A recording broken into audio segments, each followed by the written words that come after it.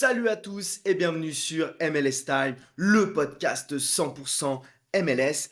L'épisode de cette semaine, on est en plein milieu de la Leagues Cup, les phases de poule se terminent, on est en plein milieu du mercato qui dure encore pendant 2 semaines et qui s'agit donc gros actu mercato.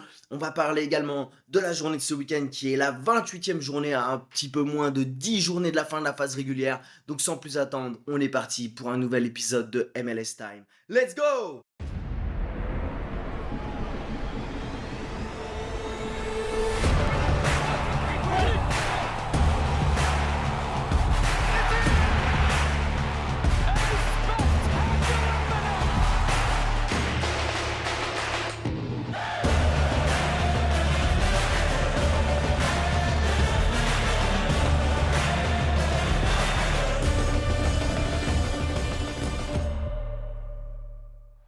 Nouvel épisode et comme je vous disais, 28e journée. La plupart des équipes n'ont plus que 9 ou 10 matchs à jouer, sauf quelques équipes qui ont des matchs de retard. Donc on va faire un petit point classement. Du côté de la conférence Ouest, dans l'ordre, on a San Diego qui est en tête, suivi de Vancouver et de Minnesota. Donc ces équipes-là se tiennent en 2 points, 46, 45, 44 points.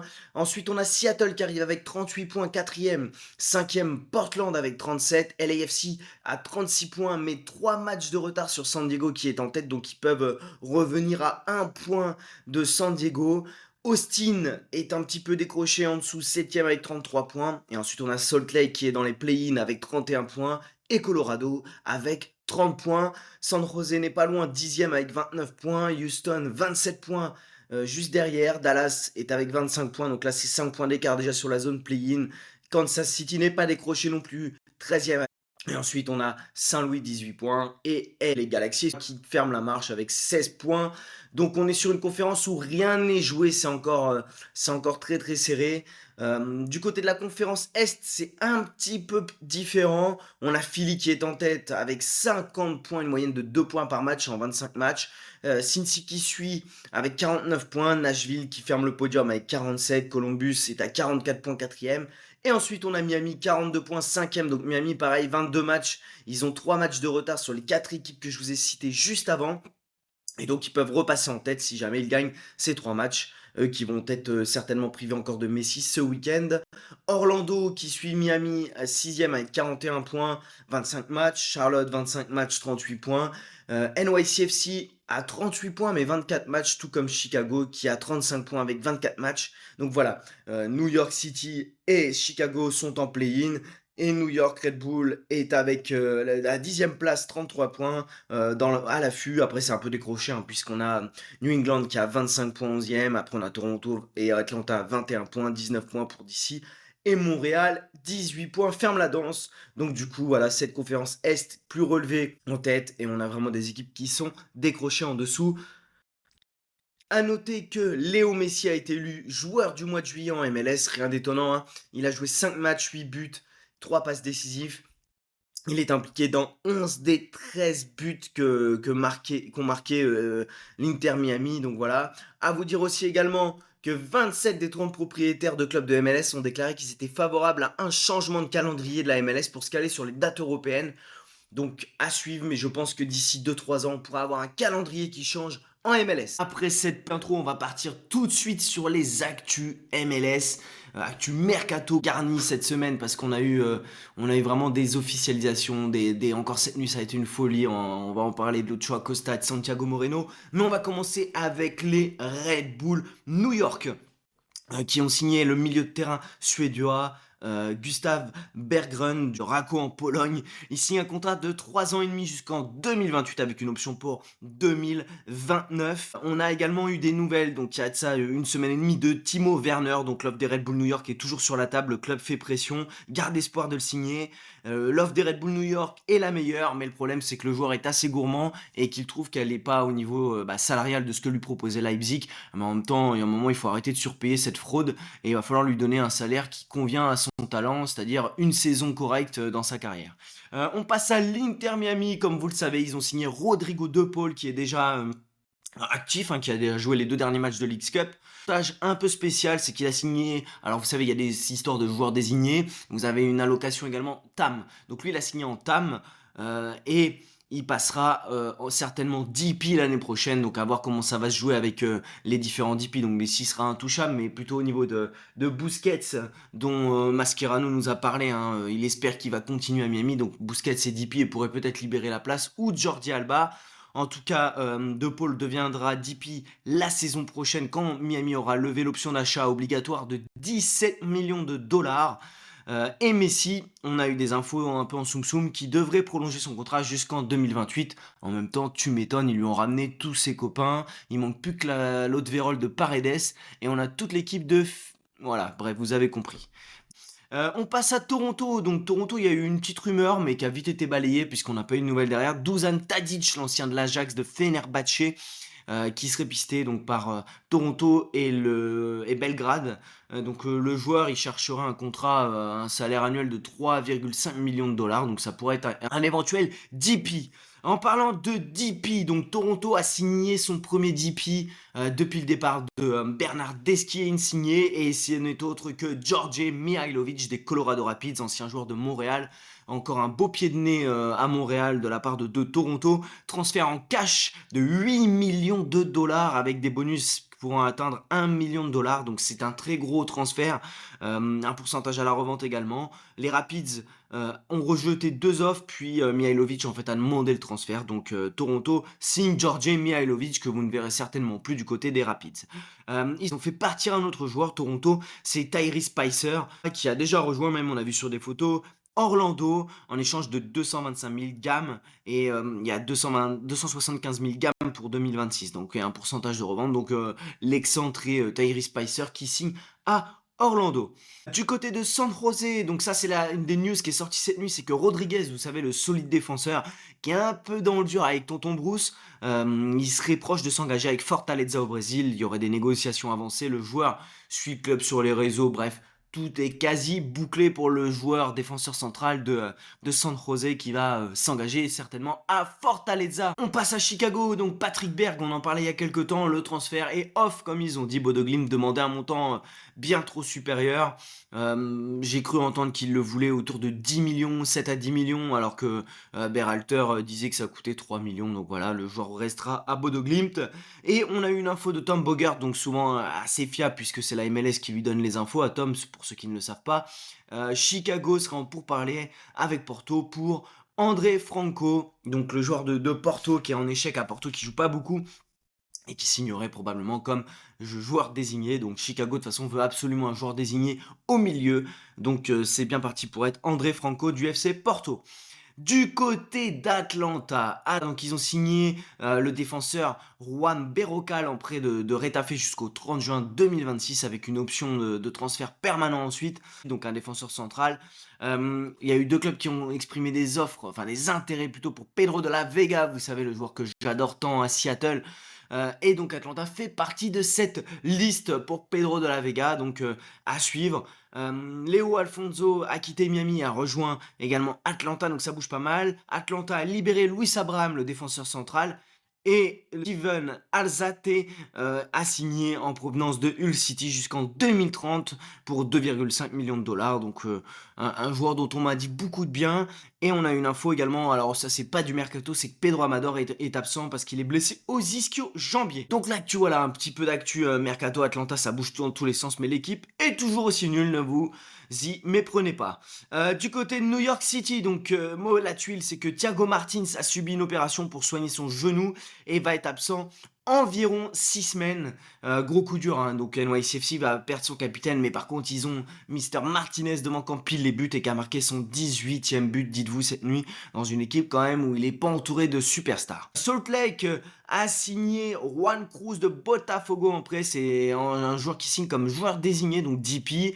Il y a une option d'achat de 5 millions de dollars, 24 ans, il avait rejoint Botafogo l'année dernière pour 10 millions de dollars. C'est une très grosse signature et il est déjà dispo donc en Leagues Cup. Alors ce joueur-là, je le connais pas du tout. On m'a dit mais de ce que j'ai lu et ce qu'on m'a dit, c'est très gros caractère et ça peut être une merde, on va dire, à gérer dans un vestiaire. Le mec est capable de mettre le bazar, donc à suivre ce que ça va donner. Mais en tout cas, c'est sûr que c'est un joueur de qualité qui arrive pour Salt Lake, qui cherche un neuf jusqu'à présent depuis le début de saison. Et il y a également une info comme quoi un autre attaquant, donc c'est le jeune Marcos Zambrano 20 ans, qui avait quitté l'académie de Philadelphie pour Benfica en 2023, qui devrait signer du côté de Salt Lake. On arrive à Saint-Louis, donc Saint-Louis a finalisé le transfert, vous savez, de l'ancien milieu de terrain Niabello Bloom qui signe au Vietnam.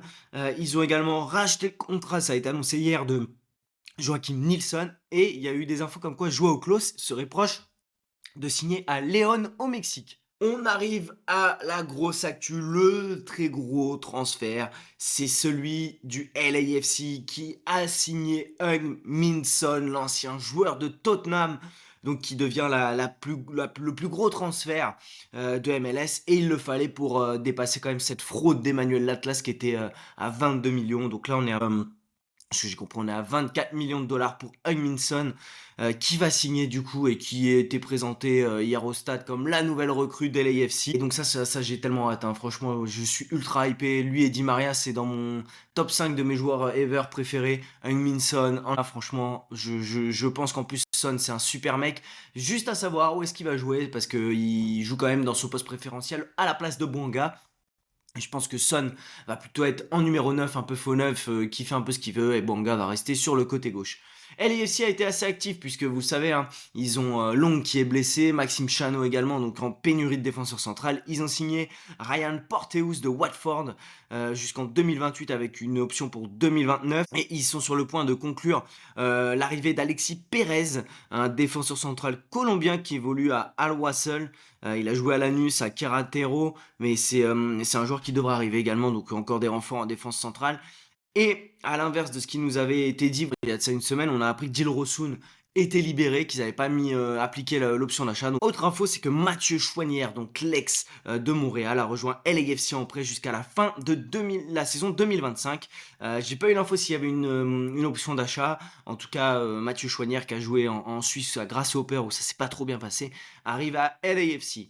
Vancouver, donc il y a eu des infos aussi très intéressantes, c'est qu'ils ils vont signer Thomas Müller.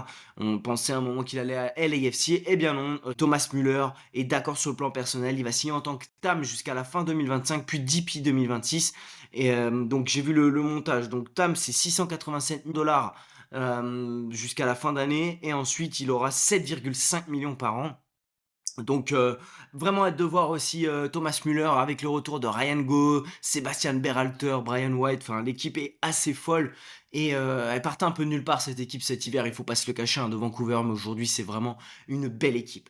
On passe à Columbus, donc Columbus a officialisé le départ d'Aiziel Jackson du côté de Jagiellona en Pologne.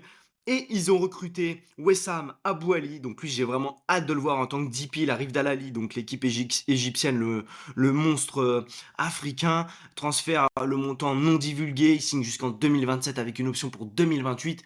Et aux dernières nouvelles, il devra arriver donc la semaine prochaine du côté de Columbus, je pense qu'il attendait certainement son visa. Max Harton qui a marqué un doublé cette nuit en Leagues Cup, enfin non, pas un doublé, il a marqué un but refusé, ensuite il a marqué le but de la victoire pour Columbus. Toulouse a fait une offre d'un peu moins de 2 millions de dollars, c'est un peu de l'irrespect, hein, quand même, et ils leur ont dit d'aller un peu circuler. Mais Middlesbrough, qui avait recruté, vous savez, Aidan Morris l'année dernière, aurait fait une offre de 3 millions de dollars, et ça négocierait fort. Donc je pense que Max Afton a moyen de partir d'ici la fin du mercato européen, puisque ça va bouger pas mal. Il y a des offres qui s'approchent de ce qu'attend Columbus, et c'est un joueur quand même assez hybride qui peut rendre beaucoup de services. On passe aux Rapids, donc comme je vous l'ai dit tout à l'heure, ils vont perdre Georgi Mihailovic qui va signer à Toronto, et ils ont signé Noah Cobb, donc le défenseur d'Atlanta. C'est un prêt d'une saison avec une option d'achat, un jeune défenseur de 20 ans qui a fait à peu près 40 matchs avec Atlanta. Ils ont signé également le solide défenseur anglais Rob Holding, qui a joué à Arsenal et qui est à Crystal Palace. Donc ça c'est le gros coup pour renforcer la défense après le départ d'Awazim, qui est reparti du côté du FC Nantes. On passe à Seattle. Seattle, donc Noah Wayo, on en parle régulièrement. Donc ça y est, le deal est off, comme nous ont dit les suiveurs. Seattle s'était mis d'accord sur le montant de transfert entre 2,5 et 3,5 millions avec Utrecht, mais Ohio n'est pas intéressé et veut rester en Europe. Donc voilà, Seattle qui va chercher encore, je pense, un ailier. Du côté de Charlotte, ils ont recruté, ça y est, c'est officiel, Harry Toffolo de Nottingham Forest. On a également des infos sur Malanda au PSV, donc Dean Smith a confirmé et Malanda également que c'était réel. Malanda a dit qu'il n'est pas le seul à décider, qu'il essaie de se concentrer sur ce qu'il peut faire à Charlotte sur le terrain. Il maîtrise partout et il verra ce qui peut arriver. Bon, la tuile, c'est que le lendemain, on nous a informé que Malanda était blessé du fait d'un kyste au genou. Donc je vous disais avant, Toffolo a signé, donc certainement en vue de renforcer un peu les côtés et Tim Ring pourra basculer dans l'axe. Donc c'est un contrat de 3 ans qu'il a signé à Charlotte. Pep Bill, la grosse huile, est blessé aux ischio-jambiers. Il s'est blessé en Leagues Cup et il sera absent 4 à 6 semaines. Donc le meilleur joueur clairement cette saison de Charlotte. Ça peut être un gros coup dur dans la course au playoff. Dean Smith nous a dit hier, donc le 5 août, depuis qu'il est arrivé à Charlotte, il a contacté Jack Grealish chaque semaine pour lui demander de venir, mais il n'a pas encore terminé son travail en Angleterre. Donc comme quoi, Dean Smith essaie bien de faire venir Jack Grealish avec quelques petites rumeurs, et donc c'est fondé. On arrive à San Diego, donc qui a refusé une offre de transfert de West Brom pour Luca Bombino, le très jeune latéral. Qui est en prêt d'LAFC, mais San Diego va déclencher l'option d'achat à la fin de saison, donc c'est comme s'il leur appartenait.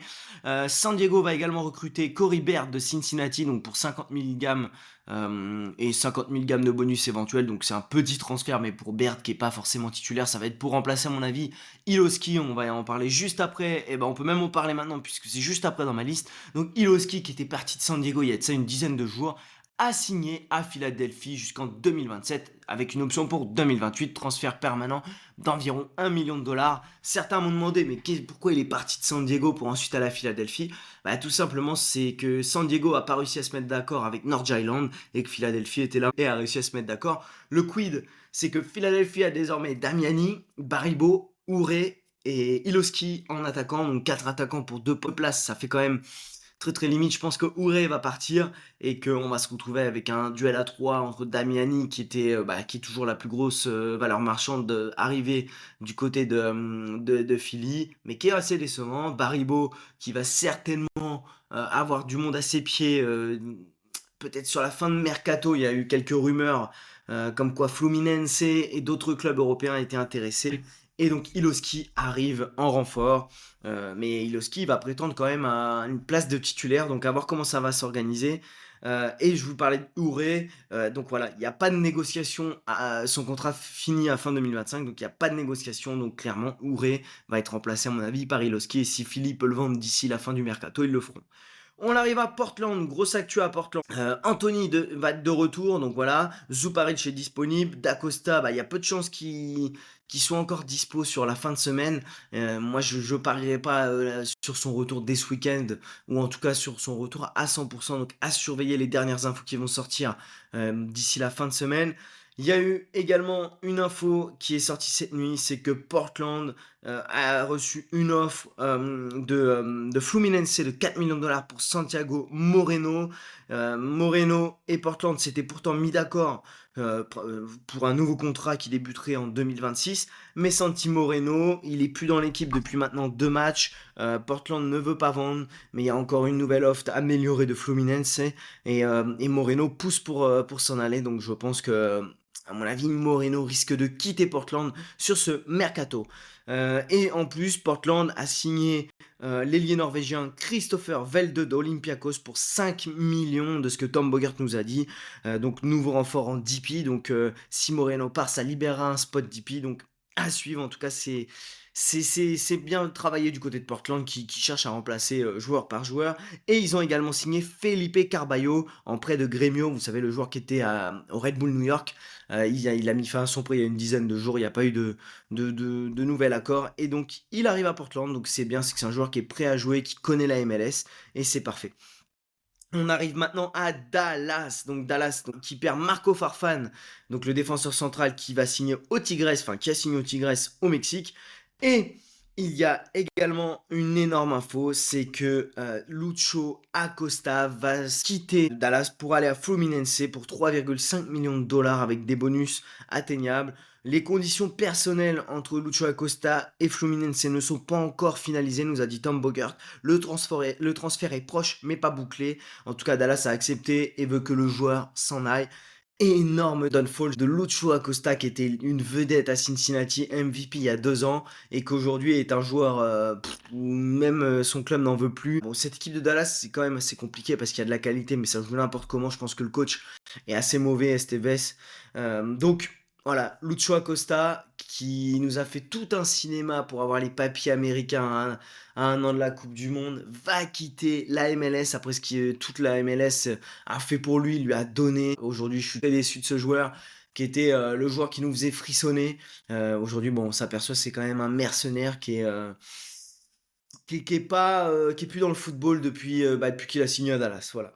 On arrive maintenant aux Revs, donc Matt Turner, vous l'avez vu, il est de retour à Boston, près d'1 an en provenance de Lyon, 10 pistes cette saison et TAM pour 2026.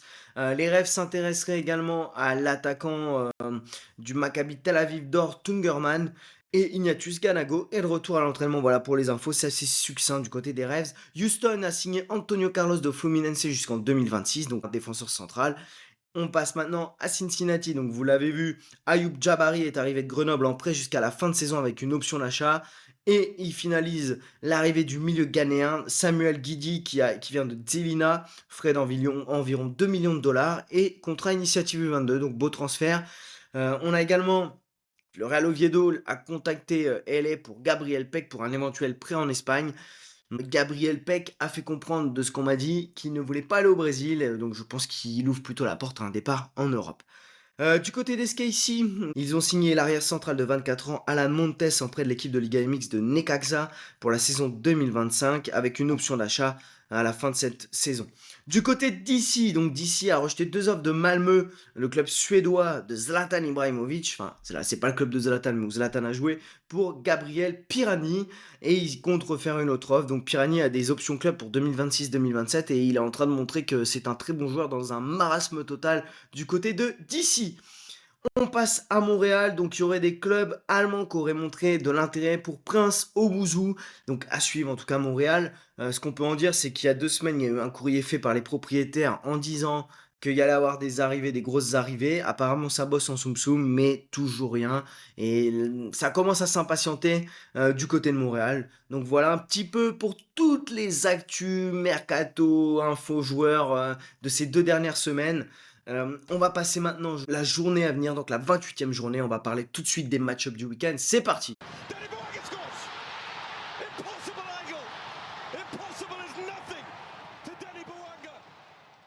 Donc la 28e journée, elle va se jouer, donc c'est un peu différent. Donc elle va se couper vraiment en deux. Donc dimanche, dans la nuit de samedi à dimanche, et dans la nuit de dimanche à lundi. Le premier match dans la liste, à 1h30 dans la nuit de samedi à dimanche, c'est Philly qui reçoit Toronto. Donc 2 équipes qui étaient au repos, qui n'ont pas joué la Leagues Cup. Philadelphie a joué Francfort en amical, a fait 2 partout le week-end dernier. Et Toronto n'a pas joué depuis donc le 27 juillet, soit 14 jours sans match quasiment. Philadelphie, vous le savez, à domicile, c'est ultra fort. Invaincu depuis 14 matchs, toutes compétitions confondues. C'est 10 victoires, 4 nuls. Et Toronto reste sur 2 défaites et n'ont plus gagné à Philadelphie depuis 2019. C'est 4 défaites, 1 nul. Donc moi, clairement, sur ce match, je vois Philadelphie gagner en marquant plus de 2 buts à cette équipe de Toronto. Barry Beau buteur, ça c'est un beau pic. Kai Wagner qui fait du point et qui peut être décisif sur un coup de pied arrêté ou un centre, ça j'y crois.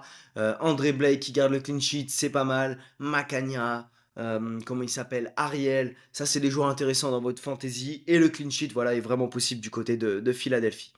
Le second match qui se jouera en même temps, c'est Montréal qui reçoit Atlanta. Donc les deux ont joué la Leagues Cup. Les 2 des 3 derniers de la conférence Est vont s'affronter. Donc Atlanta, pire équipe à l'extérieur, 6 buts marqués à l'extérieur, 23 contre en 11 déplacements.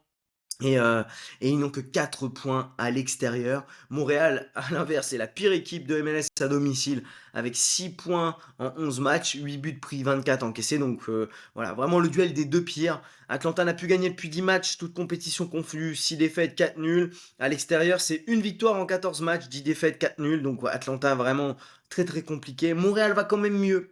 Ils ont fait un peu tourner hier, ils ont donné leur chance aux joueurs qui jouent un peu moins. Même si ça manque de qualité clairement pour faire la différence. Moi je vois bien les 2 équipes marquer car mine de rien Atlanta marque dans tous ses matchs depuis 6 matchs et Montréal n'a fait que 2 clean sheets en 11 réceptions et c'est la pire équipe de MLS à domicile. Donc plus de 2,5 buts, ça va marquer des buts. Pas de clean sheet dans ce match. Moi je vois bien Prince Owuzu être décisif et pourquoi pas Emmanuel Latlas, Almiron, Miranchuk où ça commence à se trouver un petit peu. Ça peut être Intéressant d'aller piocher dans ce trio. Ça peut être intéressant d'aller piocher dans ce trio, du côté d'Atlanta. Un autre match en même temps à 1h30, c'est New England qui reçoit DC, donc les 2 n'ont pas joué en Leagues Cup. Les Revs ont coupé 14 jours sans match, pendant que DC a joué un amical contre la sélection d'Éthiopie et ils ont perdu 3-0. De toute façon, en ce moment, le thème à DC, c'est on perd tous nos matchs, puisqu'ils sont sur 6 défaites de suite, toutes compétitions confondues, avec surtout 18 buts encaissés. Donc ils ont pris au moins 2 buts dans chacun de leurs 6 derniers matchs, 0 victoire depuis 10 matchs. 9 défaites, 1 nul, 5 défaites de suite à domicile pour DC. Mais en face, c'est pas beaucoup mieux. Et ouais, les Rêves, c'est 9 matchs sans victoire, toutes compétitions confondues avec 7 défaites de nul, 8 matchs sans victoire à domicile, 6 défaites de nul. Donc vraiment, on est sur deux équipes en grande difficulté qui sont... alors, les Rêves, il faudrait qu'ils gagnent maintenant pour pas être largués dans la course au playoff. Mais moi, je vois bien les deux équipes marquer plus de 3 buts, enfin plus de 2,5 buts. Le plus de 2,5 buts, tiens, j'ai la stat, il s'est arrivé dans 7 des 8 derniers matchs des Revs et dans 6 des 6 derniers matchs de DC. Donc clairement, Carles Real, Chankala, c'est intéressant. Benteke a mis 5 buts en 4 matchs contre les Revs, dont un match où il a mis un triplé. Donc voilà un petit peu plutôt les joueurs offensifs dans ce match-là. Un match qui se jouera en même temps, c'est NYCFC qui reçoit Columbus. Donc les deux équipes jouent la Leagues Cup. Je crois que les deux sont même qualifiés. En tout cas, Columbus, c'est sûr. Euh, bon, écoutez, je vais pas être original. Comme d'habitude, pour moi, New York, ils peuvent taper tout le monde. Et Columbus, c'est la meilleure équipe de MLS. Bon, certains vont me dire c'est Miami aujourd'hui. Oui, mais dans le jeu, c'est Columbus. Donc compliqué. Clairement, je ne sais pas si Columbus va vouloir jouer à fond la Leagues Cup ou va faire tourner. Donc moi, ce match-là, je ferai l'impasse. Clairement, peut-être Alonso Martinez, puisque New York a besoin de points quand même pour jouer la course au playoff et se maintenir dans la zone playoff. Mais Columbus, je ne serais pas étonné que ça fasse un petit peu tourner. Donc, match-up à éviter. On passe au match à 2h30 avec Chicago qui reçoit LAFC. Donc LAFC va continuer de jouer la Leagues Cup pendant que Chicago était au repos. LAFC va en plus traverser le pays, ça peut faire tourner parce que bah là on a vu cette nuit ils ont fait tourner avec Bonga sur le banc. Donc je sais pas s'ils vont jouer sérieux à l'extérieur LAFC ou se concentrer sur la Leagues Cup. Mais en tout cas Bonga a tourné cette nuit donc il devrait jouer à Chicago. Mine de rien, bah, c'est quand même l'équipe qui se déplace le mal en MLS, hein, LAFC, avec 12e à l'ouest à l'extérieur, avec une moyenne de 2 buts encaissés par match. Moi, j'irais plus sur Chicago qui était au repos, sur des Inkernagel, Kuipers, Bamba, Gutierrez, même Gutman offensif, c'est intéressant. Mais sur une victoire de LAFC, j'y crois pas trop. Après, ils sont capables de taper tout le monde, mais à l'extérieur, c'est quand même une équipe assez poreuse. À 2h30, on aura aussi un Saint-Louis qui reçoit Nashville. Les deux équipes étaient au repos. Alors, elles étaient au repos. Elles n'avaient pas la League Cup, mais elles ont joué toutes les deux à Aston Villa. Nashville a fait 2-2. Saint-Louis a perdu 2-1. Match à Saint-Louis, on sait que c'est une équipe qui est dans le dur. Ils reçoivent une équipe qui est vraiment en pleine forme. Moi, je vois bien un match où Mouktar et Surridge font du mal à cette équipe de Saint-Louis. Je suis pas sûr que Joe Willis et sa défense soient capables de tenir le clean sheet. Parce que quand même Saint-Louis marque des buts avec Artel, Loven qui est de retour, close. J'irai principalement sur Mouktar et Surridge qui sont intéressants, mais sinon je m'emballerai pas énormément dans ce match. Dallas-Portland, ça va se jouer en même temps. Dallas était au repos et Portland a joué la Leagues Cup. Donc Portland, D'Acosta pas encore remis et Moreno en partance ne joue plus. Donc attention, c'est quand même leurs deux éléments majeurs et principaux qui vont certainement pas jouer. Dallas sera privé de Lucho Acosta très certainement. Dallas c'est une victoire sur leurs 8 derniers matchs à domicile. C'est fou, hein. C'est une victoire, 2 nuls, 5 défaites dans le détail. Mais ils ont surtout encaissé sur ces matchs 16 buts, donc c'est au moins 2 buts dans 5 de ces 8 derniers matchs à domicile qu'ils ont pris. Compliqué, hein. Mais par contre, ils n'ont plus perdu chez eux contre Portland depuis 2018, 4 victoires, 1 nul. Et Portland se déplace pas bien dernièrement avec une victoire, 4 défaites, 1 nul sur les 6 derniers matchs. Donc moi, je vois bien un petit Petar Musa qui est en forme être décisif dans ce match. Après, sur qui va gagner ou quoi, je vois pas le clean sheet et je vois pas une équipe se détacher. C'est deux équipes assez moyennes quand même. Austin va recevoir Houston à 2h30. Donc Houston a joué la Leagues Cup et Austin était au repos. Austin, 7ème à l'ouest. Ils vont beaucoup mieux. 5 victoires, 1 nul, 1 défaite sur leurs 7 derniers matchs. Et j'ai l'impression que ça joue mieux depuis que Brandon Vasquez est blessé malheureusement. Uzuni, Bukhari se sont mis à jouer. C'est une équipe qui est très solide à domicile avec 2 défaites sur leurs 13 matchs toutes compétitions cette saison. Austin, ils ont tenu le clean sheet 5 fois cette saison à domicile. Face à eux, Houston, 11e. à 3 points de Colorado, premier barragiste. Ils sont dans le dur, hein, quand même, c'est 2 victoires, 1 nul, 7 défaites sur leurs 10 derniers matchs. Ils ont mis que 8 buts, dont 3 dans le même match, donc ça veut dire que sur ces 10 derniers matchs, en gros, ils ont pas énormément marqué. Une attaque pauvre, une défense dans le dur. Moi, je parierais bien sur une petite victoire de Austin, 2-0, où Zuni Boukari peuvent se démarquer, et il serait temps, hein, puisque c'est quand même 2 DP cher payés. Donc voilà pour ce match-up. On passe à 2h45, donc c'est un match entre SKC et San Diego. Donc SKC est au repos, San Diego a joué la Leagues Cup. Je me suis un peu déchiré, j'ai dit à certains que Dreyer était encore suspendu, mais il a rejoué cette nuit. Lui qui avait pris un rouge pour un vilain geste.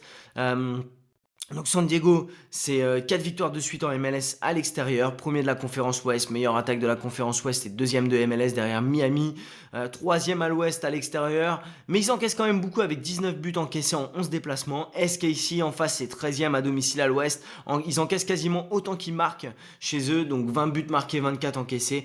Ils sont quand même très dépendants des deux joueurs que sont Garcia et Joveljic. C'est une seule victoire sur leurs 6 derniers matchs à domicile, donc moi je vois quand même... Alors, est-ce que San Diego va faire tourner ou non? Moi, je vois bien les deux équipes marquer plus de 2,5 buts. Dreyer et Lozano, ça peut être décisif. Joveljic en face. Voilà, je vois des buts des deux côtés, donc pas de clean sheet dans ce match pour moi. On passe au match de 4h30 entre San José et Vancouver. Donc, ils n'ont pas joué depuis le 27 juillet, ces deux équipes-là, puisqu'elles étaient au repos. San José, deuxième meilleure équipe à l'ouest et troisième de MLS. En tant que meilleure attaque, hein, bien sûr, c'est pas la meilleure équipe, c'est la meilleure attaque, excusez-moi. Zéro victoire par contre depuis 7 matchs, toutes compétitions confondues, 4 défaites, 3 nuls. Et ils sont plus dans la zone playoff, 10e à un point des Rapids. Donc San José dans le dur, la coupure va peut-être leur avoir fait du bien. En face, Vancouver, deuxième à l'ouest et deuxième aussi à l'extérieur, meilleure défense de la conférence. Ils ont eu une série un peu compliquée pendant la Gold Cup, mais maintenant, depuis, c'est 4 victoires, 2 défaites, 1 nul. Donc, c'est un match qui est compliqué à juger. Moi, je pense qu'il y aura des buts. L'homme fort de Vancouver, c'est Sabi en ce moment. 4 buts en 7 matchs. Bien sûr, Brian White. Je vois bien les deux équipes marquer parce que San Jose a marqué dans chacun de ses 10 derniers matchs. Mais cette équipe de Vancouver est quand même très solide et je vois bien Brian White, Sabi. En face, vous avez du Arango, Espinoza. Si je devais choisir un stack défensif, ce serait plutôt du sud de Vancouver avec Blackmon. Mais je crois pas forcément à un clean sheet dans ce match. On passe à Cincinnati, donc ça c'est dans la seconde nuit, donc c'est à minuit lundi. Cincinnati qui reçoit Charlotte, donc les deux équipes ont joué la Leagues Cup. Charlotte est éliminée, Cincy peut encore se qualifier. Cincinnati est deuxième à l'Est, mais septième à domicile. Avant la Leagues Cup, le bilan c'est 6 victoires, 1 nul, une défaite sur les 8 derniers matchs. Evander, on rappelle, hein, c'est impliqué dans 14 de leurs 18 derniers buts. Charlotte va être privé de Pep Bill, donc gros coup dur. 7ème à l'Est, 12ème à l'extérieur. Ils ont déjà encaissé 27 buts en 13 déplacements, Charlotte. Bilan à l'extérieur cette saison, toute compétition confondue, c'est 11 défaites, 4 victoires, 1 nul. Donc clairement, même si ça fait un peu tourner à Cincinnati, je les vois l'emporter. Peut-être un clean sheet possible, il n'y a pas Pep Bill et c'est quand même important, même s'il y a Wilfried Zaha et Toclomati. Je vois bien Cincinnati marquer au moins 2 buts, plus de 2,5 buts. Bon, je sais pas, je n'irai pas forcément sur un but de Charlotte. Mais en tout cas, Evander est un joueur à jouer. Engel, très intéressant sur le côté qui fait du A score pour les joueurs Sora. Et on a Denki qui devrait être de retour ce week-end. On passe à Minnesota qui joue face aux Rapids en même temps. Donc les deux équipes ont joué la Leagues Cup. Minnesota, troisième à l'ouest, toute compétition confondue. C'est que 5 défaites sur leurs 30 matchs cette saison. Donc très solide, grosse force collective. Vous le savez, les Rapids c'est compliqué. En plus, comme vous le savez, notre cher ami Georgi Mihailovic s'en va. Donc ne jouera pas. Ils sont 9e à l'ouest et 13e à l'extérieur. C'est 6 défaites, 3 nuls sur leurs 9 derniers matchs à l'extérieur. Et ils ont pris au moins 2 buts à chaque fois qu'ils se sont déplacés, donc dans ces 9 derniers matchs.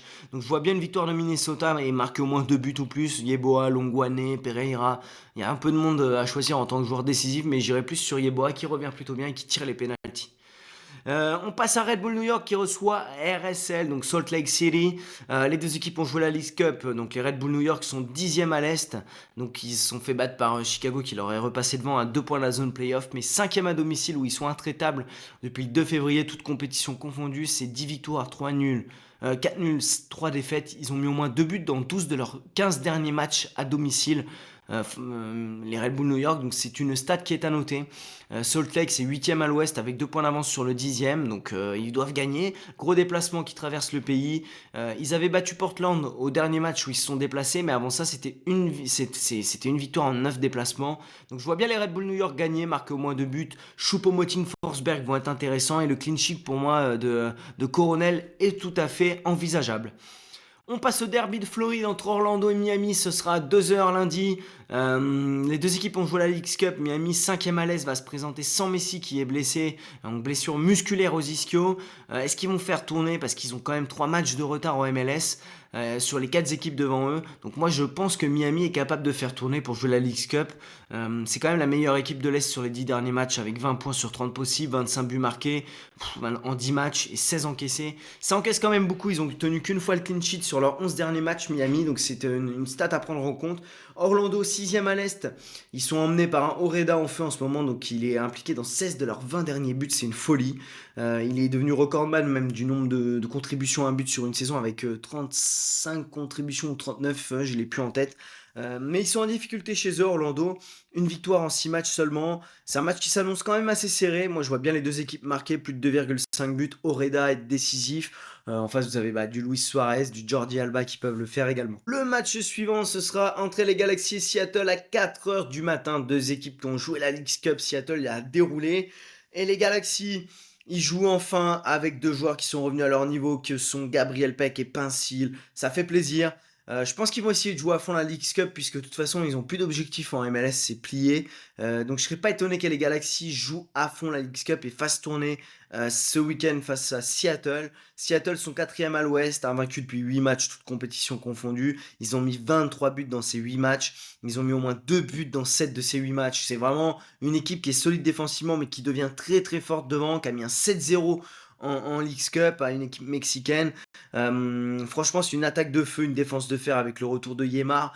Thomas au but remplace très très bien Frey. Pedro de la Vega, c'est mieux, mais on va se calmer, hein. Ça fait que 2 matchs où c'est bien, les gars. Je vous vois, vous m'envoyez tous des messages. Pedro de Las Vegas, tu t'es moqué de lui, t'es en train de prendre un karma. Ouais, il a fait un match où il a mis un excellent. Où il a fait un excellent match, il a mis 2 très beaux buts.